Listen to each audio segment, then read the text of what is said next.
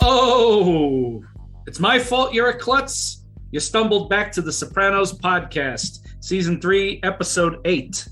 What you wish for. In the meantime, you take your pleasures where you can. That line is given by Corrado Jr. Soprano in a wonderful scene between he and his nephew Tony in this season 3, episode 8 of The Sopranos, entitled He is Risen. Written by Robin Green, Mitchell Burgess, and Todd A. Kessler, and directed by the increasingly legendary Alan Coulter. Initial reactions. First of all, hi everybody, I'm Chris D'Amato. I'm Paul Mancini. And I'm Jordan Hugh.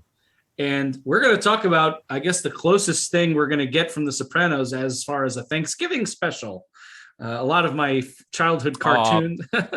Heartwarming Thanksgiving special. Yes, so we can all look around and be thankful for what we have and enjoy the bonds of family and loyalty that tie us all together. That's right. Yeah, it is a episode. I do, this just goes back to childhood, I perhaps, but even though this is not a heartwarming holiday special, I do enjoy when television shows and movies kind of center themselves around a time of year or an event or a holiday, because it allows you some kind of grounding in something familiar, but then you can play with it, right? So I love episodes that are centered around holidays or events or things like that. So I'm on board right away, knowing that this is a Thanksgiving kind of episode. Yeah. My initial thought is that the setting of this episode around Thanksgiving is just beautiful irony, because this is an episode that is the antithesis of being thankful. This is about reaching for stuff that you don't want, rather, this is an episode about reaching for things that you want, things that you desire that maybe you shouldn't have. You're not really thankful for the things you already have. You're thankful for more. You want more. Everything is more. These are not thankful characters. These are desirous characters, and they are liars. It's the antithesis of the spirit of Thanksgiving. That's a really good point. This episode also aired on Easter, as it happens, which is the actual reference of the biblical formation. It's also a boner reference, obviously, because this episode's a lot about the romantic tensions, as well as things on the domestic and even the gangster front being, as Jordan, I think, just pointed out, essentially unsatisfying, and people wanting more out of life. And careful what you wish for, you might get it. Yep. A lot of the characters are wanting and desirous. Very well said. And with that, let's lead right in. I know that our first instance of wanting and desiring is Meadow desiring some ecstasy from Jackie Jr. What a lovely way to start. We're at this frat party that I would climb the highest mountain to get as far away as possible from. Yeah. And it's somewhere on the, near the Columbia scene, right? Caitlin is fucking blasted out of her skull on ecstasy. I choose you. I got to say off the bat, acting wise here, the hardest drug I've ever done is marijuana, and it's been a very rare experience in my life, but I've been around people on ecstasy, and ding, ding, ding, they nailed it. Caitlin is out of her mind, smiling. Everything is, wow, amazing, beautiful, and bright. This is the happiest we've seen her. And of course. Yeah, they notice Jackie Aprile is there. This guy comes up behind her, dances horribly on her. You like that? I do with you. Awful. And they get whisked away. Jackie comes over. What are you doing? He's part of the brother chapter of the fraternity at a different at Rutgers. Offers her some X, and she takes it. And he obviously, don't tell your dad. I don't even talk to him anymore. What a lovely way to open this up. Don't you just feel great watching all this? Oh, yeah. Heartwarming. Yeah, the first hit's always free. Always encouraging to hear that. That's going somewhere good. Also, I think actually is interesting because she's so labile, like we never know one episode or one beat to the next where she's going to be. So here she's saying, I'm so not depressed anymore, but it's more drugs, more influence of altered states. And I think her seeking out these thrills and finding your pleasures where you can. So this is the opening wherein, she's seeking this stuff out, and the episode will come together with Tony seeking out his ecstasy as well. Yeah. On a level personal to the character Caitlin, what's sad about this is ecstasy actually, and one of the main reasons I never played with it when I was younger and partying, is that while it feels wonderful when you're on it, it actually is shown to have very terrible long-term effects on your happiness, and it could permanently fuck up your serotonin levels and your pleasure hormones in the long term. So while it's in a way it's nice to see Caitlin with an actual smile on her face, it's actually really depressing and sad. Yeah, the drug ecstasy is here used certainly symbolically in exactly the way that you just described. It gives you the thing you think you want, but there are drawbacks. Did you really want this? You were seeking out a fake happiness, right? A mirage, essentially. And we're going to see this mirrored, cascading rather, through the episode. Yep. I think another smart thing in the episode here is that even though the Sopranos always has and always will want to surprise the audience and will still be able to, here I think it's actually nice that the audience is a bit ahead of two of the central characters, both Meadow and Jackie. They're getting to know each other. There's some attraction here, obviously. But Meadow, because she doesn't know about the extent of Jackie's interest in criminal life, she just kind of thinks of him as a low-level ex-dealer. And Jackie, because of his rank stupidity, they don't actually seem to get how this could be a problem as much as the audience does at this point. I think we're a bit ahead of them, which adds a nice tension to it here. Very astute observation. You know what you can do with that, Paul? Read him and suck my dick. Ralphie rolls the dice into the out of this scene, and he's cleaning up at Craps. We're in some kind of illegal casino operation. Ralphie is always flush. Guy just knows how to make money. The show keeps just that on him as a thing. He's very lucky, a lucky character. Yep. I'm on a roll here, he tells Gigi when Gigi chastises him for not going over to greet Tony. Hands full of cash. Yep. Yeah, well, how true that is. He is on a roll. He doesn't even realize how big the roll is about to be. Yep. Yeah, exactly. Fucking facha de merde is the line Paulie uses to describe Ralphie when he sees him, which for those of you who don't understand, shit face, right? Yeah. Face of shit in a literal translation, but we would call it shit face. Hilarious. And he doesn't. The whole April crew / GG crew, I guess, comes over and greets Tony, kisses. Vito's there. This other goon, Donnie K. They all kind of go over, greet Tony. Ralphie is the last one to go over there. And there's just a look of hate off Tony as he's glaring over toward Ralphie. And then Ralphie comes over. The music choice here is excellent. You got this kind of Wild West showdown. The hate is unspoken, but they're going to make very loose, meaningless gestures that are going to have great impact. Tony is glaring at him with absolute revulsion, but offers him a drink. Ralphie says, "Another time, Anthony," and goes back to the table. "Another time," Tony says. And that little gesture is going to propel the next phase of this rivalry, so to speak, between Tony and Ralphie. I thought the acting in this scene was so great between the two of them, particularly, I think, because the dialogue is so deliberately flat and formal, right? They're not saying any of the things that are underlying this tension, but all the tension is there. I thought Joey Pants and James Gandolfini, they just did terrific work here. Correct. Yeah, two monster actors. And not to listen, I'm not gonna denigrate Ray Liotta at all. I think Ray Liotta is a great actor, but we actually just learned in an interview with David Chase that Ray Liotta was considered for the role of Ralphie, and ended up not taking it.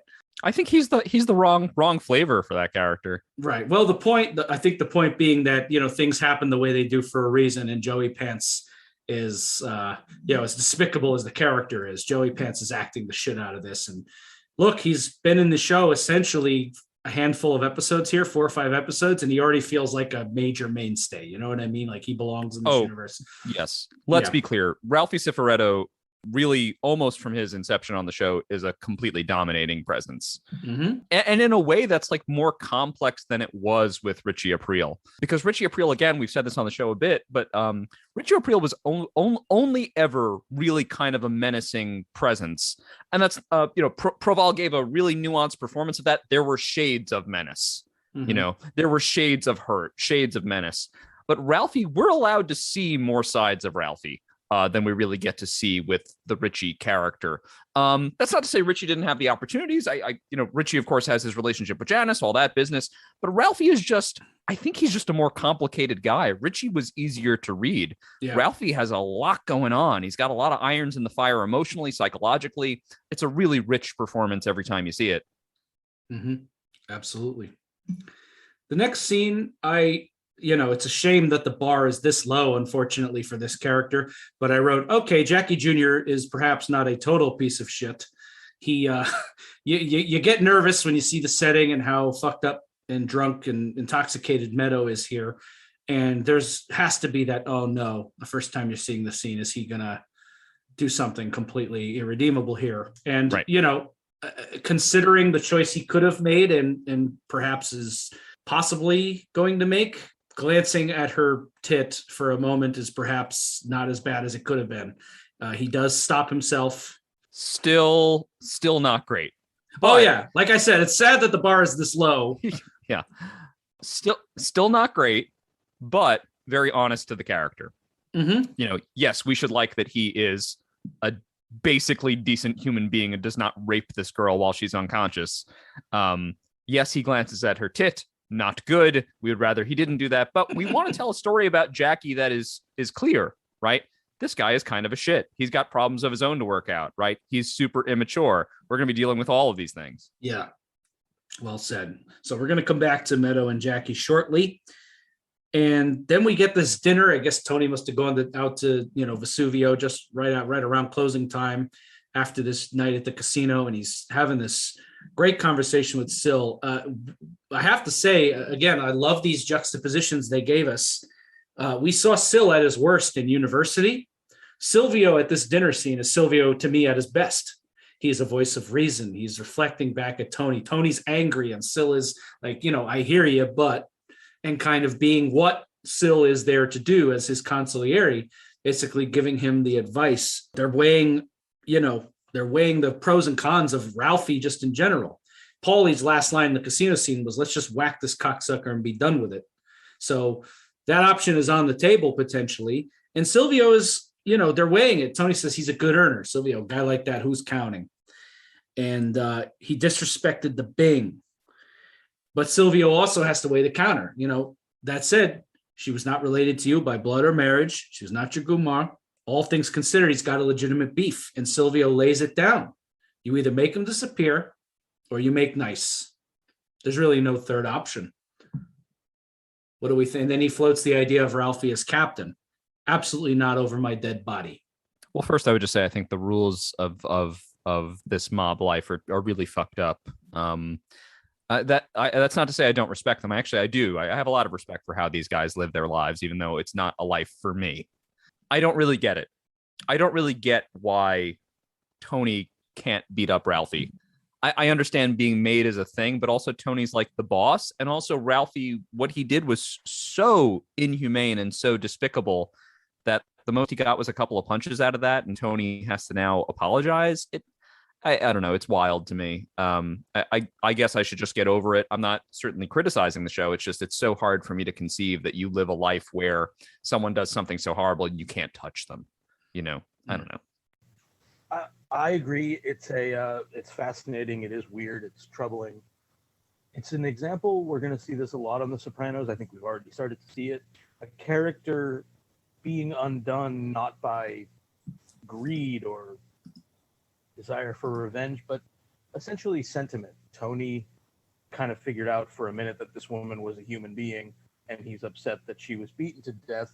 And as Silvio points out, as do Ralphie's gaggle of fucking morons, this is a luxury that the business cannot afford as they look at it. What's ironic is that the rules don't really matter To Jordan's point, actually, these guys make it up as they go along. According to the rules, strict reading of the rules, Tony made a mistake. He doesn't apologize for it. He manipulates Ralphie into scraping and bowing because it's not a business about rules. It's a business about power. Tony knows it, and he figures it out. He's better at it than Ralphie, as good as Ralphie is. Yes, very well said, Paul. We get a mirror scene of Ralphie at dinner. Important to note, by the way, just as far as if you're monitoring the political situation in the former April crew, that Gigi is not present here. So you have the underlings all kind of pissing and moaning alone. And, to Junior mentions this in a much later Not scene, good. but basically, the guys, Ralphie is pissing in their ear. He's a great earner. And he's just kind of complaining, he knows he was wrong. He's talking shit. I had to laugh. Again, Ralphie always has at least a laugh line in every scene, as terrible as he is. You think what? You think I'm afraid of that fat fuck? No offense, he says to Vito. But he talks about all the money he brings in from construction alone. He should be on his knees, this prick. I'll stick a drumstick up his ass. He's talking about Thanksgiving coming up. And fuck him and his turkey. He's not going to, he's claiming he's not going to go to Tony's house for Thanksgiving. Yeah, this crew is problematic because they've had this kind of rotating leadership. Ralphie comes back from Miami and suddenly that's kind of the leader, even though Gigi is there to lead them. But Gigi's Tony's guy. Mm-hmm. They don't have that natural loyalty there, so it's a big problem. And the fact that Gigi's not in this scene represents the problem really well. Yeah, we get the scene at the Bing. The Reverend is getting a turkey donation. Tony gets his turkey. They're talking about Italian style Thanksgiving and all the courses you get at a proper Italian Thanksgiving. Hesh brings up to Tony this situation with Ralph and the drink being refused, which to me suggests, I think the point of using Hesh there is that if Hesh is aware of this, everybody's talking about it, right? Right. This is a full North Jersey issue now, this feud between Ralph and Tony. It really has globalized the issue. Correct. Yeah. So Tony says, oh my God, Tony has the same revelation Ralphie does in the previous scene, which is, oh, that fucking guy's supposed to come over Thanksgiving. Well, that can't happen. And of course, let's not forget, based on, because we've only kind of seen it mentioned in a couple of the previous episodes, but you might even forget based on what happened in University that Ralph and Rosalie April are an item. So this has implications for the whole family here. There's an interesting parallel here, I think, because in that first scene, everything felt very compelling and dangerous. It was that smoky room at the casino. You guys remember, I'm sure, the music cue. It felt like a showdown in a spaghetti western with these two guys coming together. And it hasn't taken too long for the conflict to descend into, well, I'm not coming to Thanksgiving. Oh, you're not invited anyway. So we went from like one time in the West to like the scene in Mean Girls where you can't sit with us. And I think it's very funny and deliberately done this way to reflect some of the oscillation with these guys and what they have to deal with and how frustrating it is. The domestic front, there's some very, very funny moments. Agreed. Yeah, this is very petty high school girl stuff, which is hilarious. And speaking of telephone games and going back and forth there, you get this dueling scene where Meadow and Jackie are separately asking about who's attending Thanksgiving, and they make a point to mention they ask about each other. Jackie asks is Meadow going to be there? Rosalie, of course. I love Rosalie. I think she's very likable as a character, but not, I hate to say this, not the mom this guy needs, because she's just, the way she comes in is like, I know you don't like to be pinned down, but Rosalie's also a terrible judge of character. Everyone from Father in Tintola to fucking Ralphie Cifaretto. I mean, this woman just, it's she's another sad character to me, but I guess we'll get more into that. Yeah. So, he needs a mother that's going to go in there and be like, you're coming to this Thanksgiving and I don't want, don't open your mouth kind of thing. But that's not what he's going to get here. And Carmen Rowe on the phone together, real sweet moment when, he was just asking me about her. Ooh, my radar's up. It's sweet. You get the sense that perhaps Carmela is not as wild about the idea, but doesn't want to insult Rosalie. Can you imagine the beautiful children those two would make? Not incorrect. They probably would make some good-looking kids, but Janice all sentimental about it, which is fun. A soprano and an April. LOL. Bang. Yeah, the show is doing this weird thing where it's kind of making the audience want Meadow and Jackie to get together. I don't know that I want that. I don't know that that's something to want. Paul's absolutely right. The last time a soprano and April got together, it was a disaster. If anything, I would hope that these families would be working to keep these two apart. Could you imagine how beautiful their children would be? I wrote, yes, beautiful and damned. Wow. Yes. Tony has often spoken, I want my kids to get as far away from this business as possible. Yeah, not if you're married to Jackie April. Yeah. Well said, man. It's amazing. It's amazing how counter to their own interests they're behaving, because Tony and Carmela, they want this better life for Meadow. She's so smart. She goes to this big shot university. Even Jackie's father had wanted him to go on to university, become a doctor, all this stuff, get them out of this life. But putting these two together just drags them right back into having like an organized crime marriage that is like basically Carmela and Tony's marriage in miniature. I just don't understand the motivation. Jackie is much stupider. Yeah, that's a really good. This is a really good point, Jordan. I hadn't thought of it in that particular way, but a couple episodes ago, in another toothpick, when Meadow was still keeping time with Noah, Tony said, "This is what I've been trying to tell you. You stick with your own people." Is this another example of careful what you wish for? Oh yeah, yes.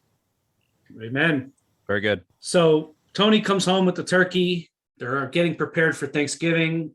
Karma's, quote, feeding an army this year. And Tony drops the news on Carmela, hey, call them and cancel Rosalie and Ralphie.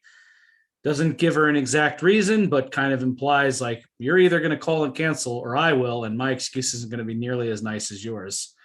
So she's put immediately in a hard spot there. I get it. More emotional grunt work that Carmela then has to do to now come up with the perfect lie and sell this to Rosalie. What an awful phone call to have to make. Yeah. And I hate that Tony makes her do this. It just really sucks. Correct. Yeah, it does suck. Though I don't know what the alternative is. I guess Tony can call and say, hey, so that stripper you killed, yeah, you can't come. You can't come over now. So fair point. But yes, of course we feel for Carmela. That's the whole point. It's a tricky situation. But speaking of our radar being up, Rosalie, this next scene, very interesting development in Soprano land. Tony dumped Irina at the end of season 2, and we get the sense that things have been kind of life as usual for Tony. But we meet Gloria Trillo, a sexy Mercedes saleswoman. Works over at Globe Motors in Jersey and is on the phone in Melfi's office, waiting room, trying to sell a Mercedes to a regular client. She's dressed very beautifully. She's looking good. She's sharp as a whip. Those legs, man. Yeah, those legs. She's a very sexy woman, played by Annabella Sciorra, who is a very talented actor. And they have this kind of flirting conversation. Tony is very clearly interested. I love that this meeting occurs in the waiting room of Melfi's office. Tony wrestling with the feminine allure goes back to the first shot of the whole series with the statue in Melfi's office. And of course, Tony's attraction to Melfi. So the scene is just dripping with it. Tony makes up this excuse of trying to quit smoking. She gives this funny line, I'm a serial killer, murdered 7 relationships. And a double booked appointment. And smart use of the time of year, by the way, because it's not just a happenstance that, Melfi just fucked up the appointment book this week.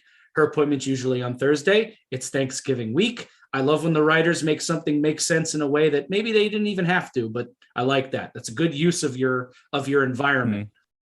Yeah, I don't know if this is an accidental double booking. Really?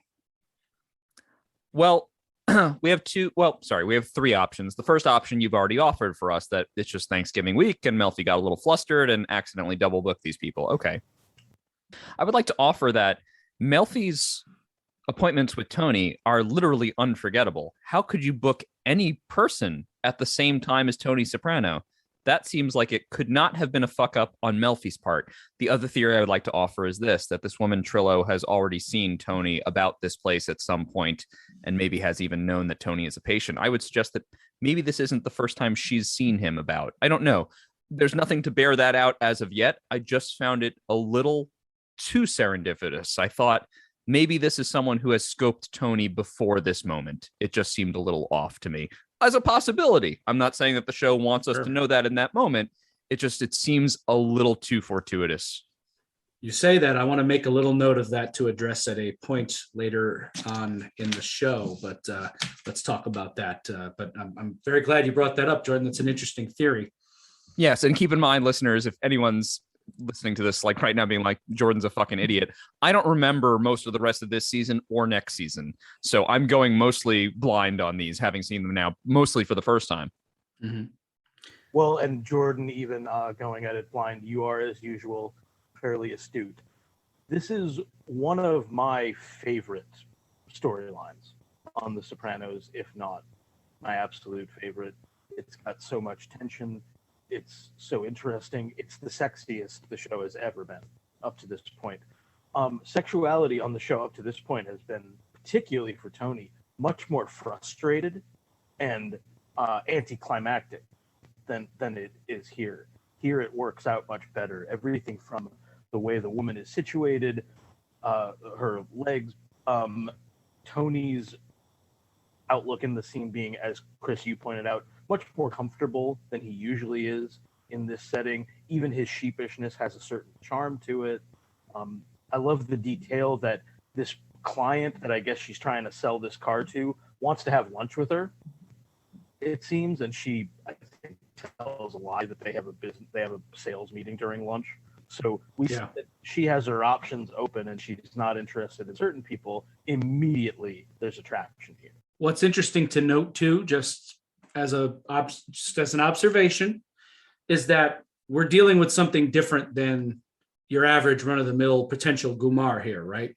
Irina, complicated, interesting character, but very immature, much younger than Tony. It's important to note that Gloria, in addition to being sexy, Tony's type, dark hair, and a little bit mysterious, is also very sophisticated. This is a woman who's, we're presented in, and even in this short scene, led to believe very good at what she does, very competent, and very smart.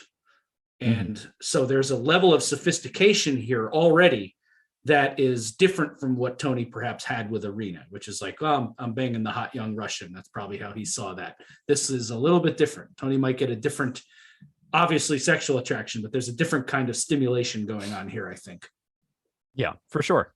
Then we get this awful phone call. Carmela makes the call. She has to come up with this story about her father's white blood cells. Oh God, it's so sweaty, so cringy. I actually had to like force myself through this little scene. It's tough. Yeah, I hate shit like this when somebody's lying. And I'm just thinking about how, not only how bad for Carmela, but I actually feel for Rosalie now, who the day before Thanksgiving has to whip up a last minute thing of her own. You know, that just sucks. Yeah. And we see later her family is so small. I felt bad for Rosalie, who's just kind of caught in this shitty situation. I really like Rosalie, by the way. Yeah. Oh yeah. She's very likable character, played very likable. Reminds me of a well. lot of women in my family, in my life. I felt bad. I think the Sharon Angela is the name of the actress. She's wonderful, very charming, and very real too. Like, this is a woman who's lived in North Jersey her whole life, and you know, it's just very funny. But Ralphie's in the background. He knows right away what this is. You know, he doesn't spill the beans for Rosalie, but they stage Ralphie in the scene and shoot him in a way that's very suggestive of the idea that Ralphie's onto it. This motherfucker's canceling Thanksgiving on me. He gets it. Ralphie gets it. And then Tony's in therapy. Late night, he comes back for the later appointment at 7. So it's a little darker in here than normal. Again, the detail. I love the detail. And he's being pretty frank here about Ralphie, talking about the situation a little bit, not in completely frank terms, but he's laying out a little bit what happened here with Ralphie. He's talking about the art of war and Sun Tzu being better about strategy. Just an interesting little glimpse into Tony's world here. But this is not ultimately a productive subject for Tony's therapy either. Dr. Melfi, what are you doing putting Lao Tzu in this guy's hands? What are you doing? Why are you giving this guy the art of war? I don't know how she thought that might have helped. I'm sure she didn't even recommend it as therapy. This was probably an off the cuff comment. Should read Lao Tzu, The Art of War. Was this actually in an episode? Do we recall this? It was? Yeah, I think so. Big Girls Don't Cry. I think when he first comes back, she quips you with him. Do you want to learn how to be a better gang leader? Read The Art of War by Sun Tzu. Oh, right. My God. Tony. That's right. Well, She says that exact phrasing. Yeah. Well, it Tony may does it may want to be a better gang leader. This episode is about his management. You're right. Yeah. So it might have taken Tony 2 years, but he just read the book. And Melfi, for the first time, I'll say this: Melfi, you silly, silly woman. Why would you give him better tools by which to do his cruel, evil job? Yeah, whoops. You imagine probably in the back of her head, she's not, it's not something she would express, but you have to imagine when he mentions this, there has to be a moment of, oh shit. Art of War, I mean, it's a classic. There's a reason it's lasted as long. A lot of people use it for business strategy and things like that. It's one of those things like every CEO probably has on their shelf, but at the same time, in a guy like Tony's hands, it's quite deadly. So that's very interesting. And it's better at Prince Machiavelli. Better than Machiavelli, yeah. Yes, nice malaprop. Yeah. First of all, that's true, I think. Secondly, I think Tony is interesting in this way because I think most Italian gangsters or Italian wannabe gangsters read Machiavelli and they then think they're like a philosopher. I have to give credit. I think he's a more compelling reader in choosing Sun Tzu. Agreed. So the last little button on this scene, Tony mentions the woman out there. Melfi, of course, cordially apologizes for the mix-up. And he poses a very interesting question that we're not going to get an answer to because of doctor-patient confidentiality. But he says, what does someone like that need to shrink for? Very interesting indeed. I wonder if someone might, on initial reaction, say the same about Tony. You know, he looks very handsome, but it's quite a question there. What indeed? Yeah, well, Tony, maybe you shouldn't be picking up girls at therapy, specifically at your therapy. Come on, dude. Yeah, all very good questions to bring up about this. And also, Tony is there discussing. First of all, just quick shout out. Tony mentions at the beginning that he wakes up at 3 a.m. from a nightmare, 3 o'clock. So just dropping that there. That's 3 o'clock. Yeah. 2, he's talking about these business problems, which are obviously headaches and they don't have an obvious solution. And then he just brings the question back to this woman that, of course, left an impression earlier that day. So it's an early indication that this is where Tony is going to seek his release. Thanksgiving. We're finally here. Thanksgiving Day. We meet Janice's new arm candy, a man named Aaron Arkaway. Good Lord. Get a big kick out of this character. He's a narcoleptic. We find out he falls asleep on Tony's arm in this initial scene. Hey, they're watching football. We get this little moment here, and this is unlike the last episode where we may have expressed a little bit of criticism about the flashback to the dream.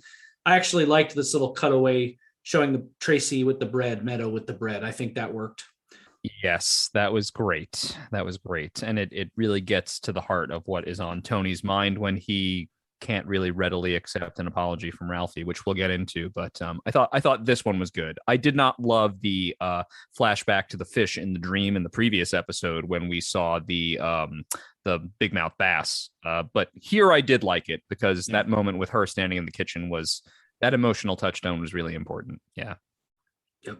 So he takes a moment to just make sure Meadow knows, hey, I know we've had a rough patch lately, and honestly, looking at it from the outside, it doesn't look like things are going to get any better. But this is kind of a very real fatherly instinct, especially with all that's going on, for Tony to just say, hey, you know what? Just on this holiday, I know we're in the shits right now, but ultimately you're always going to be my daughter and I love you. Just don't forget that, which is given what happened to Tracy and everything that's going on, I think is a rare, sweet moment from Tony. So it was nice. It was nice to see that. And Meadow is a little taken aback, but he's belligerent, he's racist, but he's dad. Right. I think also I agree with you guys. This is a good moment. It's it's a bit distressing, but it's distressing, I think, in Tony making this association and then feeling compelled to say this to Meadow. It's also an example of the business world and his domestic life seeping together, as also happens with the difficulty over Thanksgiving itself. And I think that might be a good reason why, again, finding your pleasures where you can is looking for something outside, which is where Gloria comes back in at the end of the episode. Correct.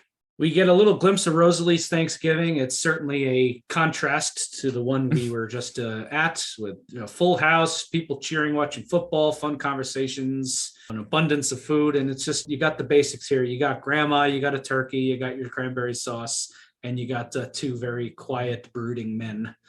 Rosalie is so sweet. She's really trying to be optimistic and make it work. And what a blessing in disguise. My two men, she's got her hands on both the Ralphie and Jackie. Jackie, of course, gets up the second he's allowed to, and Ralphie, some fucking manners.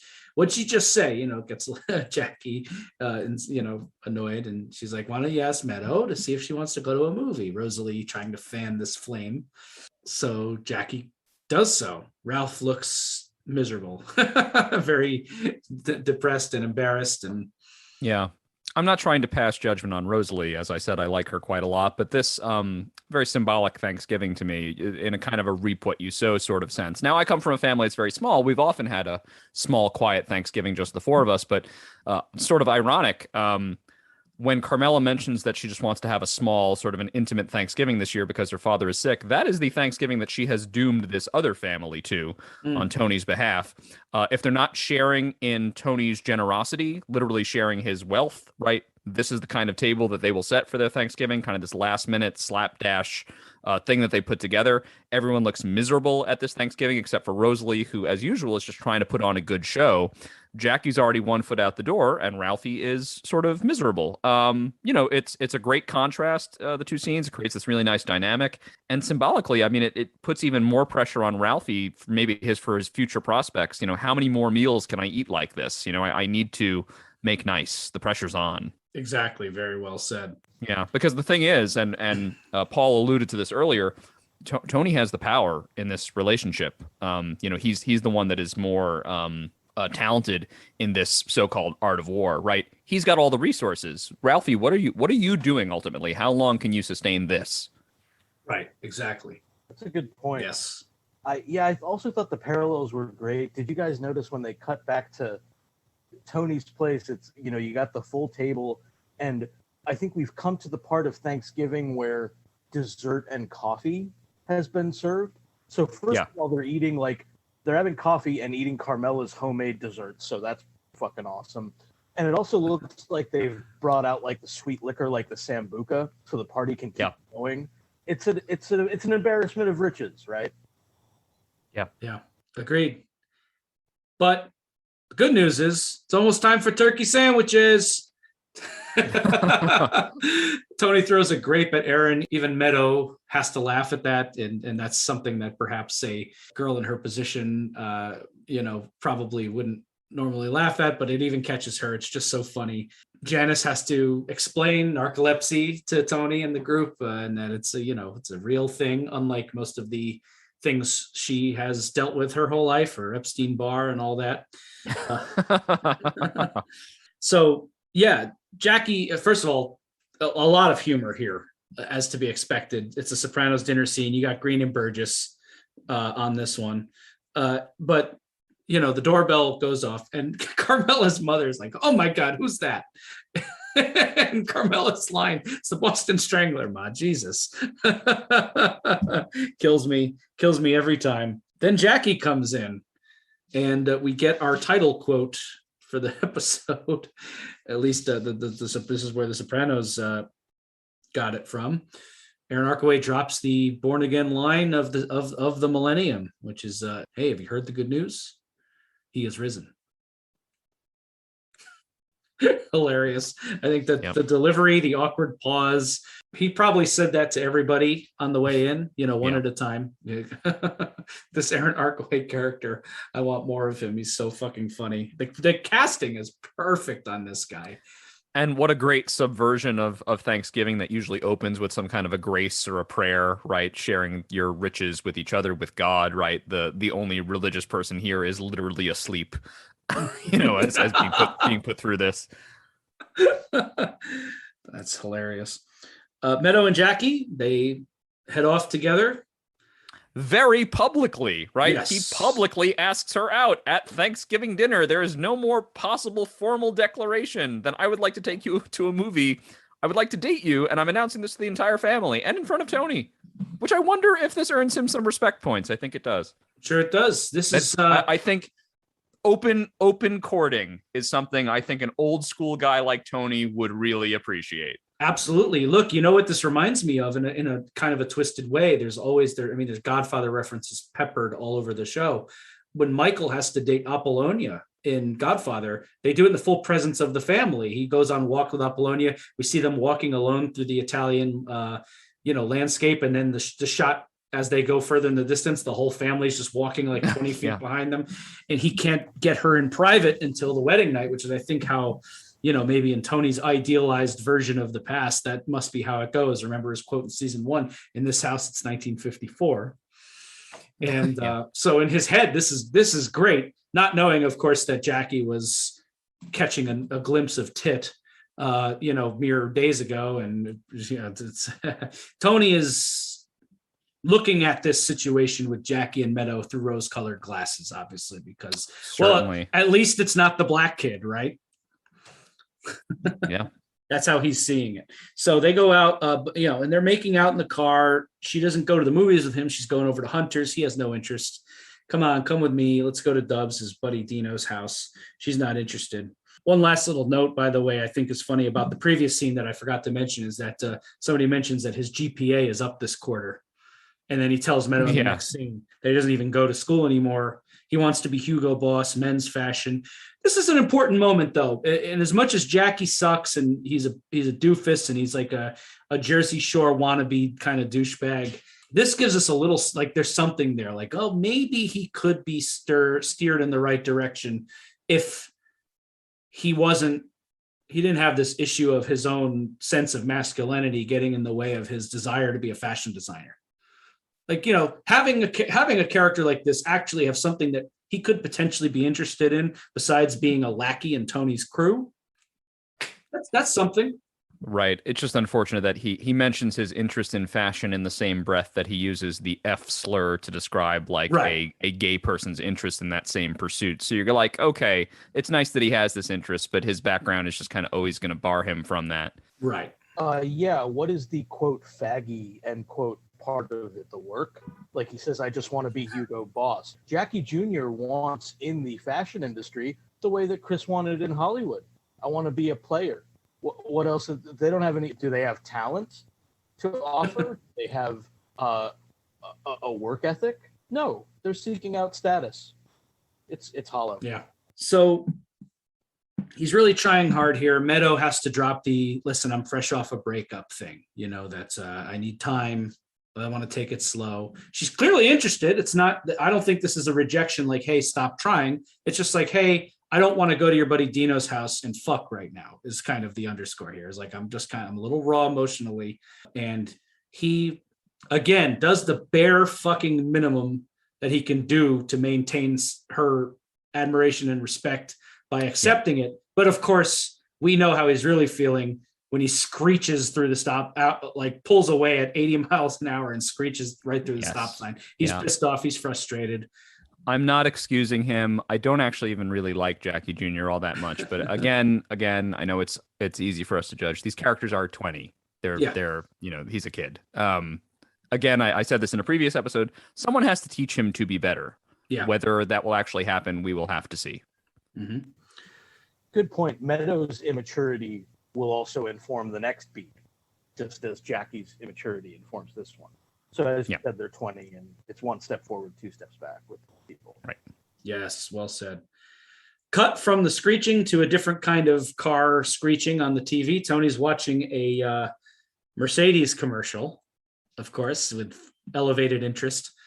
Again, not being thankful with what they have at least 2 cars in this family, but we know he's not looking beyond just the car. But again, more desire, more longing, not being happy with what you have. Oh yeah. Why be thankful with the car you have when you can have the car you want, the car you're wishing for, right? Exactly. The car you desire. And the Why woman, be happy with the wife you have? Thank when you. You can Yes. have this woman you desire. That's the point I was going to make, is he has Carmela talking at him. And I didn't even mention what she was even saying because I was watching Tony and he wasn't paying attention to her either. She was, just kind of talking in the background, and we're the camera's stuck on his face watching this Mercedes commercial. I'm thinking of buying one of these. Oh, you should. It's a great car. No kidding, Carm. I don't think he's going for the ride you think he is, though. Yeah. Also made a note in the previous episode, Second Opinion. He's making a huge deal of donating $50,000 to Colombia because he thinks it's extortion, but he has no problem buying a brand new Mercedes for no reason. Yeah. Mm-hmm. Not to mention the money he's going to shower upon Gloria if this works out. Oh yeah, sure. If he has a full-fledged affair, he might as well just take out $1 million now.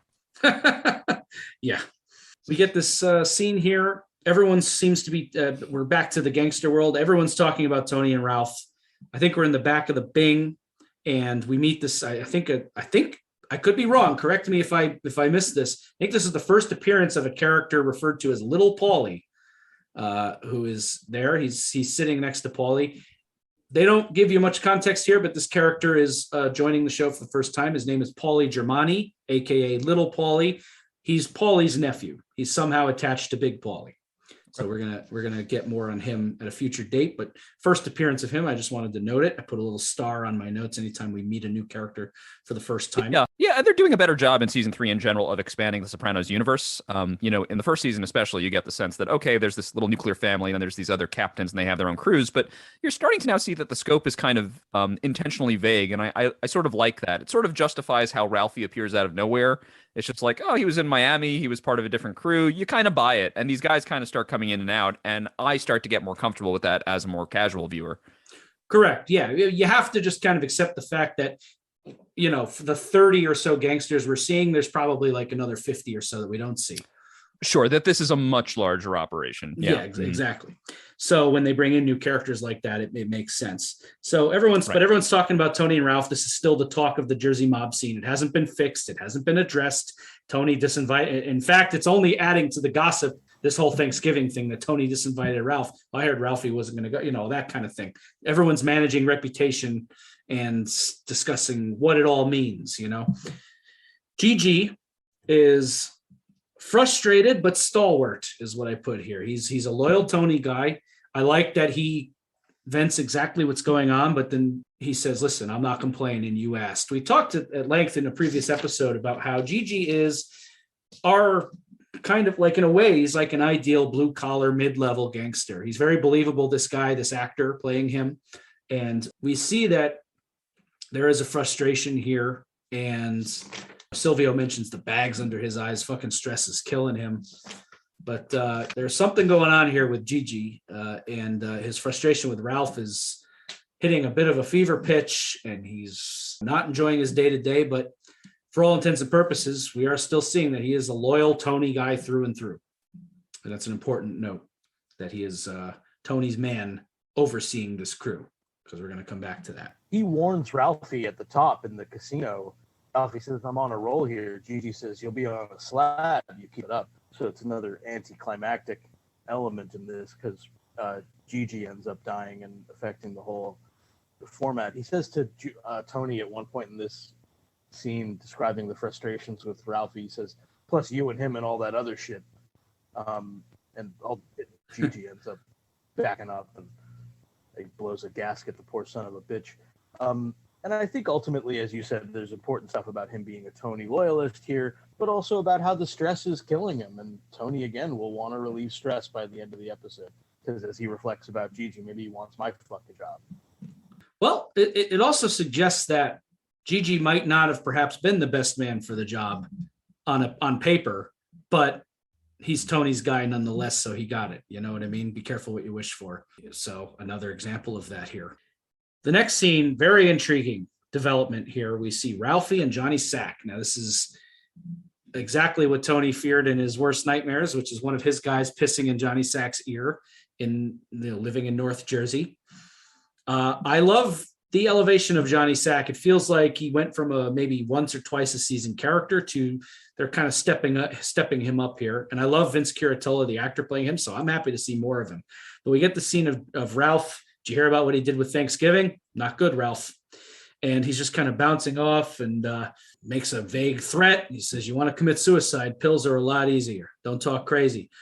Ralph floats the idea. What if I wanted to jump ship and come to your family? Interesting suggestion. Johnny throws cold water on it and says, Carmine doesn't know who you are. Ralphie says, you could tell him.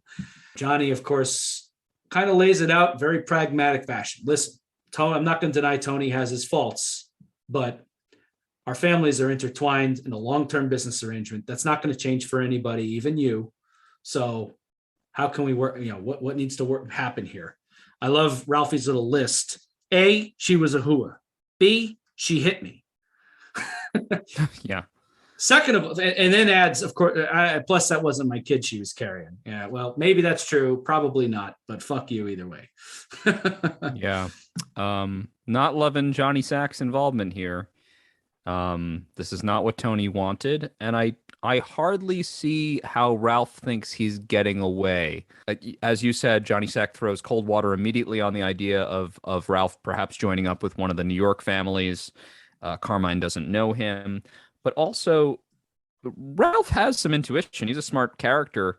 Going to Johnny Sack and kind of going around Tony rather than going directly to Tony is not how the chain of command is really supposed to work, right? I don't envision this going well, even if Tony liked Ralph and they happen to have some kind of a beef. Imagine any other character rather than going to Tony and being like, hey man, this is the deal, going to one of the other big guys from another family to put this deal together for you, which is not even really a deal. I get why Tony's so fucked up in this episode towards Ralph. I completely get it in every scene. I understand that resolving things with Ralph nicely would quiet the tension in the family, but also I'm like, fuck Ralph, fuck every decision he makes, and fuck everything he says. Yeah. Yeah, I feel similarly. I also feel there's something in the tension with Johnny Sack's involvement where I feel similarly to the way Jordan did, but also, as Tony has pointed out, he doesn't like that Johnny Sack moved to Jersey and didn't tell him, and now he doesn't want Ralphie so close to Johnny Sack. But Johnny Sack's involvement does not end up being a disaster here. It just ends up being ineffective, basically, because they all lie. They all obfuscate too much. Ralphie is completely unprepared to be humbled, as he is later on. It seems actually like this is building up to something possibly bad happening. Then Gigi dies, and it gives Tony the opening, absurdly, to give Ralphie what he wants. It's an interesting episode in this way, because again, I think it's all kind of anticlimactic. Johnny Sack ends up not blowing everything up, just not really being helpful. Yeah. Also worthy of mention, just a little tangent. We get another shot of Johnny Sack's wife. I wonder Ralph using some restraint to not make any kind of a comment when I think I'm paraphrasing Johnny Sacks, poor thing, she used to be some hoofer, a dancer, when she was younger. Now her joints are all a mess. No, Johnny, it's because your wife is incredibly overweight, and carrying around that weight over a long period of time, it's going to do some stuff to your joints. But, we'll put a little pin in Johnny having a wife who has some weight issues. Yeah. Well said, guys. I love that. And but I have to say, despite its ineffectiveness, I am enjoying on an entertainment level watching Johnny meddle here, lie to Tony, doing the classic like, oh yeah, he's excited to talk to you kind of thing. Like, no, he wants to apologize. Ralphie's, That is bad mediation. That is really bad mediation. But he's trying, damn it. Johnny Sack is trying. But they're on the verge of a big money project here with this Esplanade, as they've alluded to several times, the riverfront project in Newark. So Johnny is trying as best he could to smooth this over to ill effect. would you take capo of your crew? Ralphie posturing says, no way. No, I don't want that. Yeah, okay. But then Johnny goes to Tony, has this conversation, says Ralph wants to apologize, asks, would that help? Tony says, if it was sincere, it might relieve me of a, quote, very unpleasant decision. And Johnny even comes back with the same thing Silvio said, just different phraseology. She was a whore, Tony. As if that makes it what Ralph did completely okay. It's a very... And we have to take Tony's side here, right? Tony has realized she was not just a whore, right? This is the thing he can't swallow. Yeah. So he floats Ralph as capo. Tony's not having it. Johnny calls Ralphie. He's delighted. He wants to hear your apology. And Ralphie says, that's great. He thanks John. So we'll see how that apology goes in short order. But then we get the scene at home with Ralphie and Jackie. He offers Jackie more ecstasy, explains this whole thing. Tony canceling that, just trying to save face. Poor judgment on Ralphie's part. I mean, Tony has expressed time and time again that he wants Jackie to be in no way involved in this business. And he's giving Jackie ecstasy, which Jackie, of course, was giving ecstasy to Meadow. So, he's almost like in a de facto way poisoning the boss's daughter through Jackie in this way. It's just all bad news. Jackie does have Ralphie does have very poor judgment. Ralphie is saying to the kid, first of all, he's telling him about this thing with Tony. He says Tony's trying to save face. But Ralphie is trying to save face with Jackie, obviously, and he does this whole thing with ecstasy. And as he walks out, he says, "Be good." I mean, this just is to go to the point how Jackie really needed somebody to show him a better way in life, and he is not getting it here. No, certainly not from Ralphie. And seeing Ralphie's true colors in university only adds fuel to the fire of the level of bad situation that Jackie is in as far as role models in his life to look after him. I mean, Tony can quip and joke and try to coach him along as best he can, but he's fucking living with Ralph, essentially. That's like shoveling shit against the tide, unfortunately. One little moment in the therapy scene that really touched me and made my wife and I just kind of go, oh, and look at each other, was when Tony offered to walk Melfi out to her car. You had to just have that kind of reaction. It was a very sweet gesture on Tony's part. Yeah. And he didn't quite understand what it meant to her. I bring that up because then we get this little scene with Melfi. I think this was an important scene to add because Melfi is so strong and she has been very vague about the rape since deciding to not tell Tony about it and making the moral decision. And knowing that the justice system won't help her, she has to, because there's what other choice do you have in life? She has to forge on. But we see in the scene that she's still this was a major life trauma. This is never going to be better for Melfi on a certain level. So she's just kind of venting to Elliot. And is the woman that Melfi is complaining about at the top of this scene Gloria? It's possible. She says I thought that. That seems a bit old. But yeah, 50 seems too old. But like, if Gloria is only partly fibbing when he says I murdered 7 relationships, and Melfi saying no wonder this guy left you, she's calling me at 3:00 in the morning. I don't know. I just thought, hey Chris, did she use the emergency number? Right. Yeah. No, Jesus, these fucking interruptions. Well, Elliot. Yeah, Elliot, of course. She expresses, he asks about Patient Soprano. I almost fell in his arms crying. For all of Elliot's faults, though, I do appreciate him acknowledging her power and the fact that she's been able to kind of forge on here. Absolutely. He's not a complete incompetent. He's just like, oh, that Elliot. He prompts a lot more eye rolls, but he's also, this is necessary for her to be in this therapy with him. And he's not perfect, but Melfi clearly, she needs it. Yeah. Elliot's the real deal. He is. He's just annoying. That's it. Yep. So then we get this scene. I love the awkwardness. They shot this scene and composed this scene in the editing room and on set, I'm sure, so brilliantly. It's just so quiet. I love Chris and Paulie just kind of lingering in the background, not really like there, but trying to not be there. You know what I mean? Like that whole gangster thing. Like, I'm here if this gets crazy, but But this is all posturing. This is all that old West kind of standoff thing that they were playing off of in the gambling scene. It's all, and Tony, of course, playing it so innocent.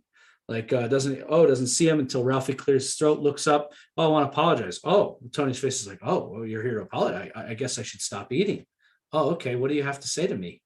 And making him say it and leaving Ralphie to just, and you can see on Ralphie's face that Tony's demeanor is not at all what he expected based on his conversations with Johnny Sack.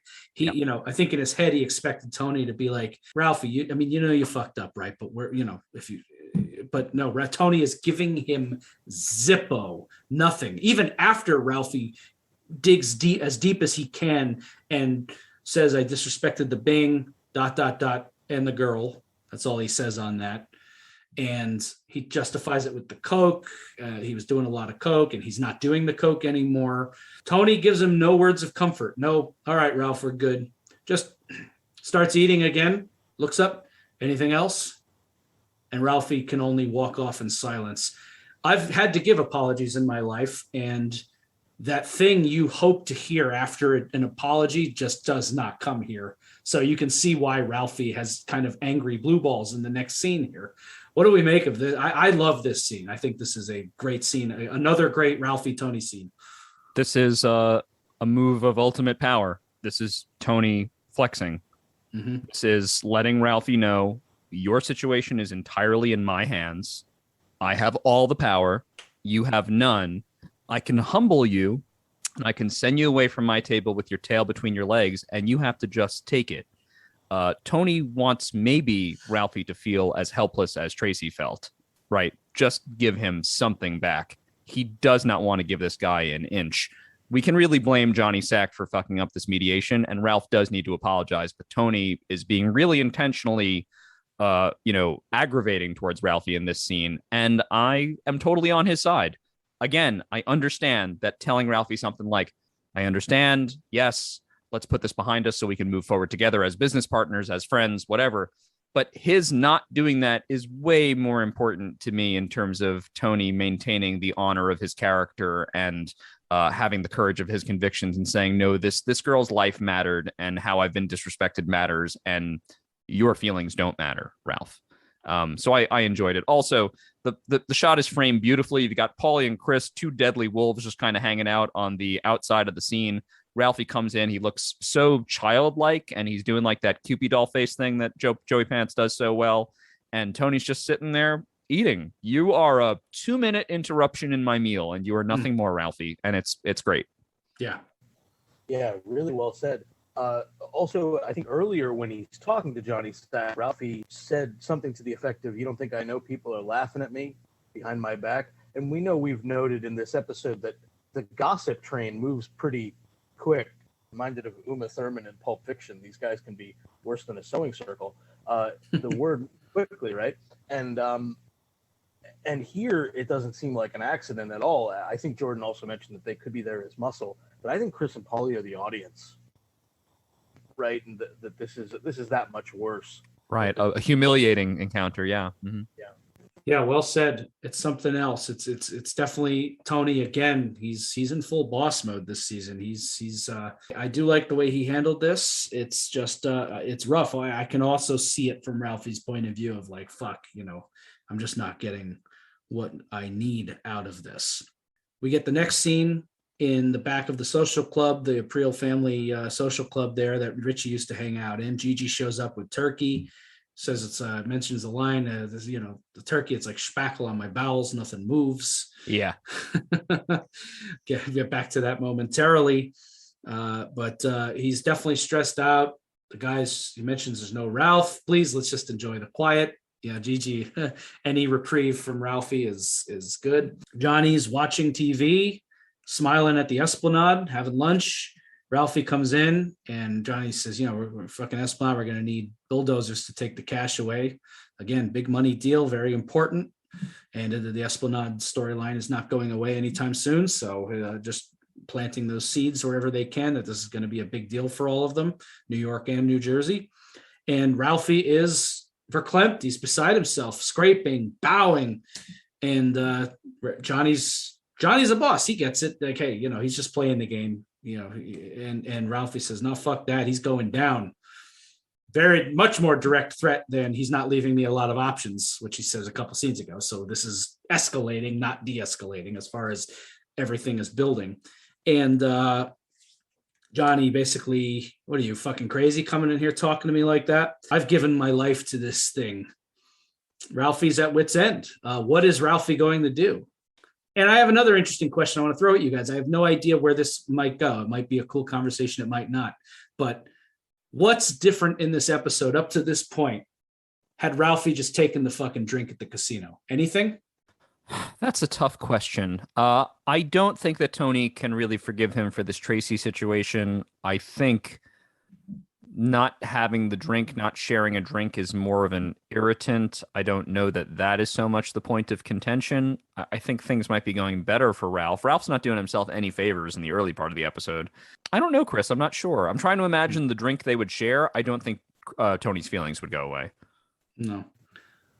It's a good point, and that's a great reading. I'm not exactly sure. I think, maybe things would be marginally better. This is the other issue with this story. I do agree with Jordan that I much more identify with Tony, at least reflecting on how this woman Tracy was a human being and not just a whore or a piece of meat to be discarded, but also at the end of the day, I think both of these guys in this episode fundamentally are really dealing with their own status and saving face or losing face. And that whole thing with the drink was, again, a status question of symbols and how things look as opposed to how things are, which is why at the end of the day, also these guys only had so much of my sympathy because they were self-serving or gangsters. So, but I think it would have had an effect. I mean, certainly something's going on with the politics here. How things are perceived is important. We're about to have a beat. Junior knows about everything with Tony and Ralphie. So word gets around, and how you lose face or save face is important. Yep. Quick cut out of that scene. Gigi is having a hard time on the toilet. We'll be back shortly. Then we get this awesome scene with Tony and Junior, which we pulled our pull quote from. I like this scene because, look, Junior was pushed out of the business in season 2. We're seeing Tony just take everything that Junior once had as a result of winning the war from season 1. And then season 3 so far, Junior has been not really business minded. He's been sick. He's sick with cancer. He's dealing with the indignity of old age, which we discussed at length in the previous episode. So it's despite the fact that he's wrapped up and he's got the heat at night, like, as Tony describes, it's like the fucking Amazon jungle in here in, these drafts.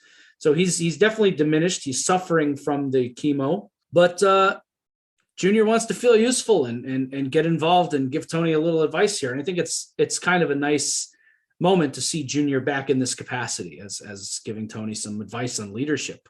Junior has perhaps more wisdom in this scene than we've seen before. So I like it. And he asks about the last name Trillo. Of course, Gloria's last name is Trillo.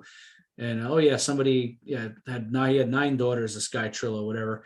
But then Junior's like, basically, don't you want to hear my thoughts on Ralph Soprano? And offers it. Any thoughts? Tony asks, and Junior says, what else do I have left?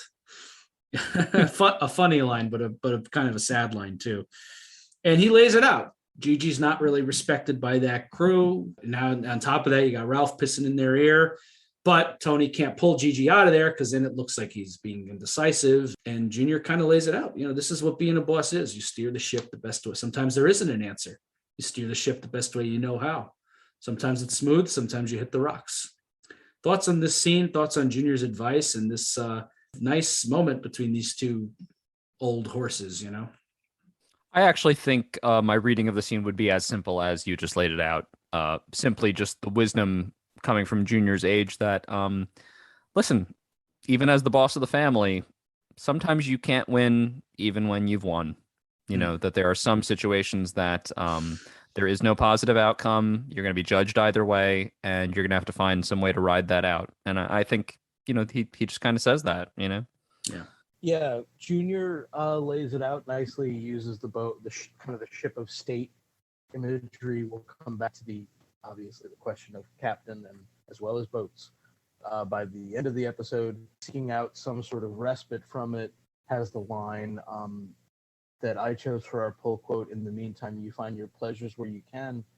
Chris, as you mentioned, Junior lost the war at the end of season 1, but in season 1, he was much more vital. He was powerful, he was the boss, he worked against the indignity of getting older, and in spite of how sickly he feels now with these drafts, he says at the beginning of this scene, "I ought to be in Boca." Yeah. And I think that's the sad nostalgia of when he could get his thrills, which was through going to Boca specifically with that woman that he really, I think, loved, or at least loved how she made him feel, that woman, Bobby Sanfilippo. So this is also, I think, a hint to where this episode is moving. Tony seeking out his Boca with Gloria at the end of the episode. Also, just a quick thing, I do think this is funny. Tony also, there's so many leftovers because of YO Thanksgiving, and he brought Junior some food, and Junior complains, I think, as a result of his sickness, everything goes right through me. This is intercut with Gigi blowing up on the toilet because everything's packed up. I just think that's Yeah. And what a way to go. Speaking of, I don't know that any guy, I think there has to be a part of you when you know, I'm sure he's thrilled to be a part of the Sopranos, but you know, I imagine when you're on a weekly show like this, you're always like wondering, ooh, what's my character going to do this week? And I don't know if Di taking a shit is on any actor's bucket list for a character in a recurring mob show. That's not a criticism of the writing. It's just an odd serendipitous death that informs what has to happen going forward. So I don't mind it on a writing perspective. I just think like, man, what a shitty way to go out, pun intended, for Gigi. I loved it. It's the kind of thing that seems like it could only happen on The Sopranos, where, hey, you're not getting a mob death, you're dying on the toilet. You know, Deus ex Pichadul, right? You know, this is it certainly serves the plot, but it also is just a reminder that, like, listen, man, you don't need to be living the gangster's life to die in an unusual way and have your life cut short. You could just be living your life, and a bout with constipation, you know, and heart disease can take you out.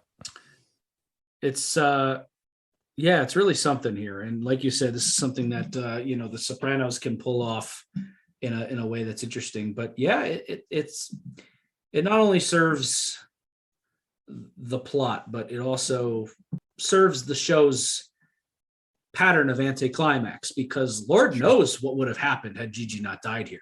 Yeah. Because Tony making Ralph a captain, which he does in the subsequent scene, was not on the table moments ago.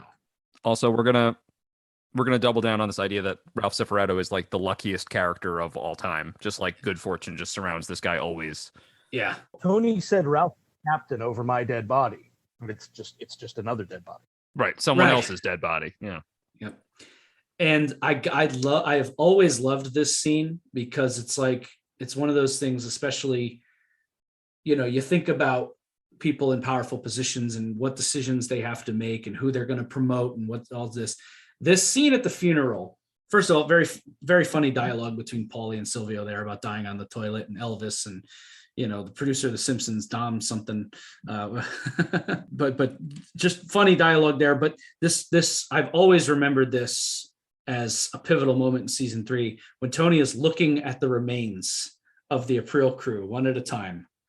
And you got Vito patting his head, this just bloated cartoon character at this point, sitting there patting his head. Then you got like Eugene Pontecorvo passed out sleeping, Donnie K getting some schmutz off his tie. Then you come to Ralphie, who's just sitting there, and it's like, it's obvious who belongs at the top here. It's like such a shit pill for Tony to have to swallow at this point. But I've always loved that shot. It's just like, look at this gang of bozos here that Tony has to draw from. He's looking for any potential other route, and he just doesn't have it here. None of these guys are ready. So he does a toast with Artie to Gigi at Vesuvio. Yet again, this empty, closed Vesuvio setting. Artie leaves to rotate his pork shoulder. Artie seems like he's doing great and is divorced, right?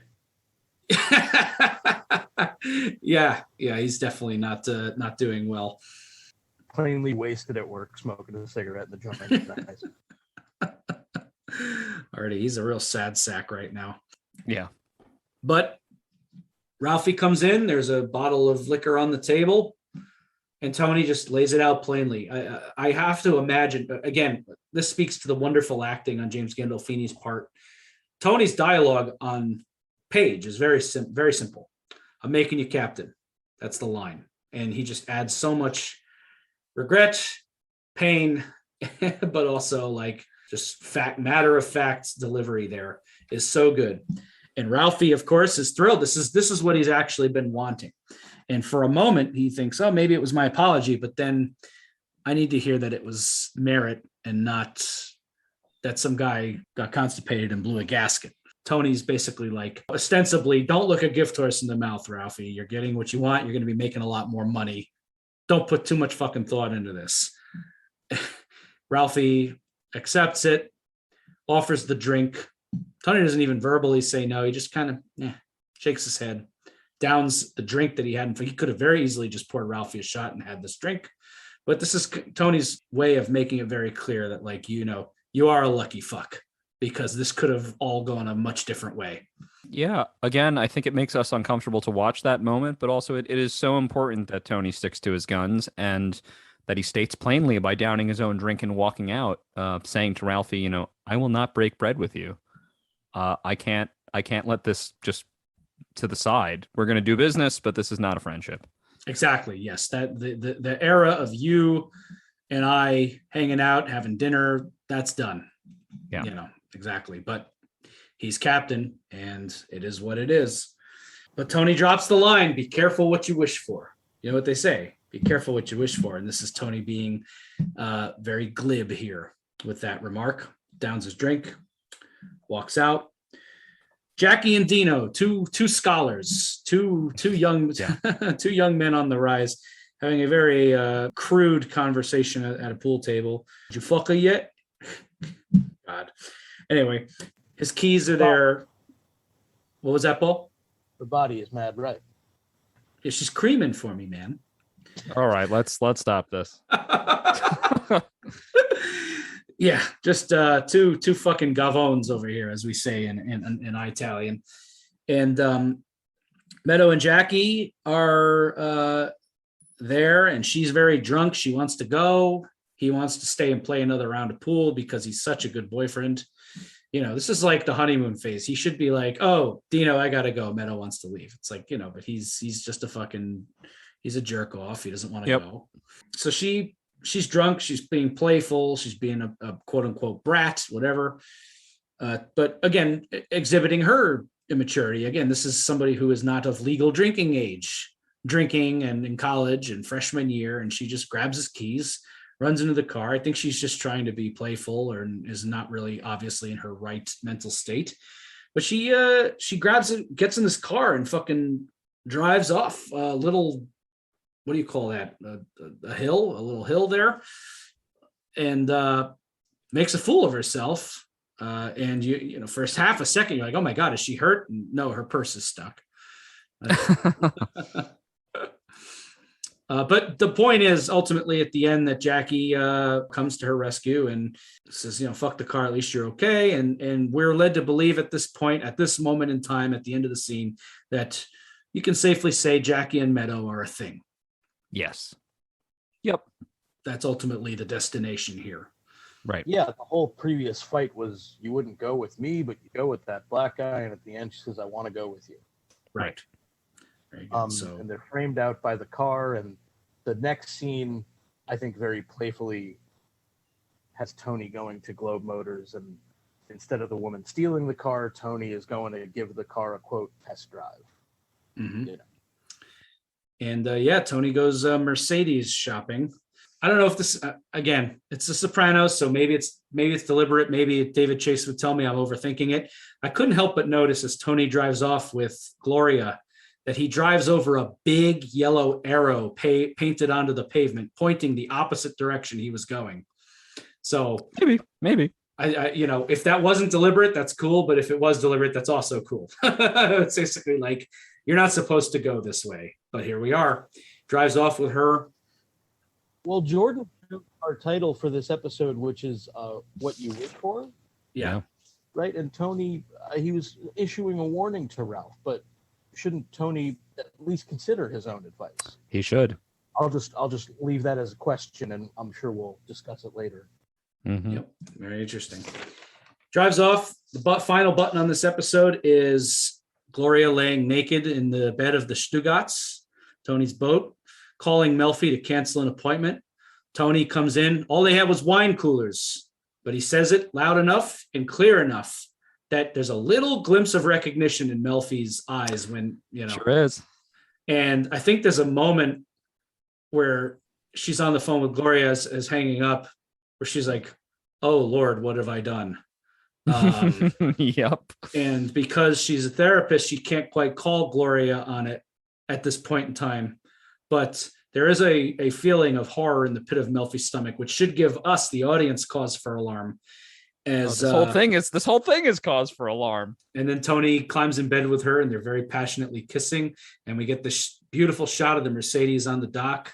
Wonderful music choice at the end here. Pan out and the end of the episode. Any final thoughts on He Is Risen? Yes. With the introduction of Gloria Trillo, for the first time as a viewer, I asked myself this question, which I will qualify by saying this. In the previous episode, in Second Opinion, we get a spotlight on Carmela, and she's once again asking herself, is Tony really the right partner for me? And this episode with Gloria, for the first time, seeing Tony choose adultery again with a woman who, it's suggested to us and everything about her manner, could be perhaps a better match. I asked finally, is Carmela actually the right match for Tony? Did these two people get together just because they were young lovers and it was out of tradition and the families lined up and they were in love at the time? Or have they now become totally different people and this is really the person that Tony should be with? This was something that felt more legitimate to me than Irina. And we get this impression from how she's introduced that this is going to be a major presence on this show. I can't wait to see where it's going, but I have a feeling it's going in the same place that Jackie Jr.'s car went, right into an embankment. Oh, that's well said. Yeah, I think the Casey Chambers song, "The Captain," is going to be in the running for one of my music cue choices for this season, I'm sure. Very well executed, great use of that tune. Again, as you talked about in the last episode, Paul, a song that is not like particularly to my taste. It's not going to be on my iPod anytime soon, but he just nails these oddball music choices that just put a perfect button on everything. It's very nice. Yeah, certainly the same for me. And that last shot panning out where it almost looks like the boat and the car are meeting as clandestine lovers. And of course, the ducks next to the seagulls in the water, the threat to Tony's family once again is present. We're at an interesting point here, guys. We are past the halfway point in season 3. It's odd. Anytime we hit the halfway point of a season or kind of get past it, it still feels like, oh man, how did it happen so fast? How are we already here? I know. But oddly enough, we're racing toward the end, and we have quite a bit of action. I am extremely excited to cover the back half of season 3 with you guys, especially because Jordan has a limited memory of it. And so it's going to be a very fresh to him, but also there's some real classic, amazing shit coming your way. So we're all excited to cover it. But again, I'm that'll be it for today. He has risen indeed. And I'm Chris D'Amato. I'm Paul Mancini. And I'm Jordan Hugh. And we will be back next time with return to Michael Imperioli in the writer's seat with the Telltale Mozzarella. Almost time for turkey sandwiches.